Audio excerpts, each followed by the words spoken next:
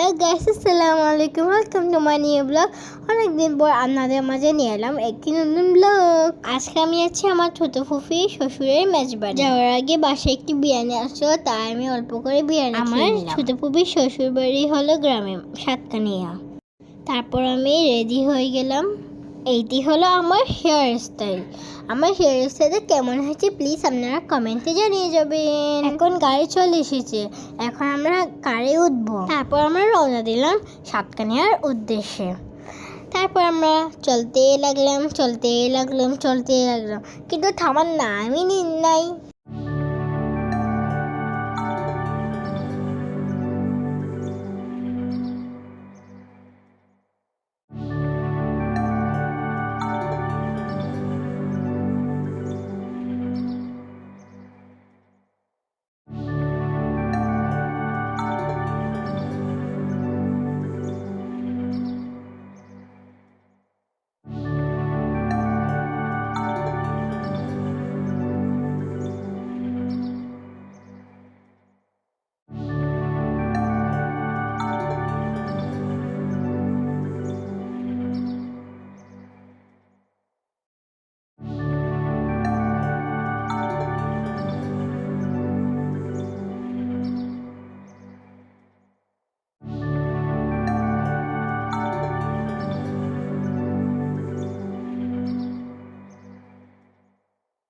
আমরা কর্ণফুলী ব্রিজ দিয়ে উঠলাম। কর্ণফুলী ব্রিজটা খুব সুন্দর ছিল। রাতে নদীতে নৌকাগুলি ভাসছিল, লাইট জ্বলছিল, খুব সুন্দর লাগছিল। বাইরে ঠান্ডা ঠান্ডা বাতাসগুলি খুবই ভালো লাগছিল।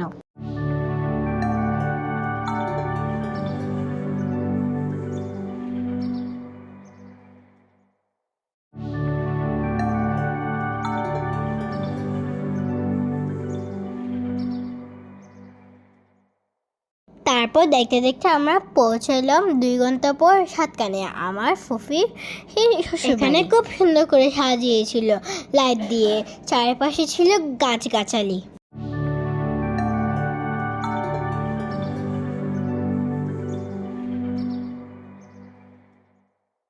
এখানে আমার ফুফির বাসায় ঢোকার আগে চারপাশে ছিল গাছপালা, মানে ভুতুড়ে। আমার দেখে খুবই ভয় লেগেছিল বাবারে।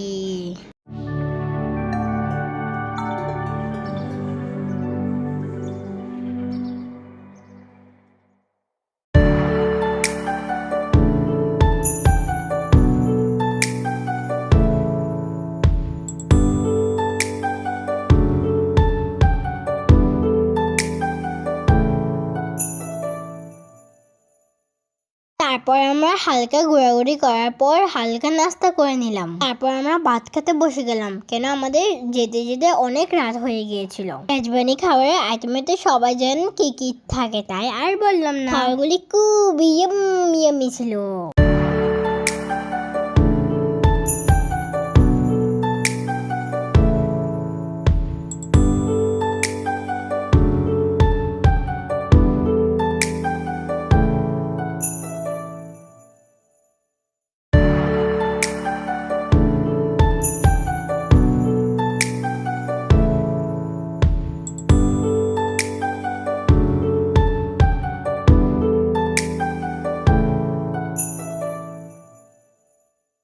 তারপর আমরা খেয়ে দিয়ে আবার বের হয়ে গেলাম। চারিদিকে খুবই ভয়ঙ্কর ছিল, অন্ধকার, খুব হরর লাগছিল। গ্রামের রাস্তাগুলি খুবই আঁকা বাঁকা ছিল এবং খুবই ভয়ঙ্কর।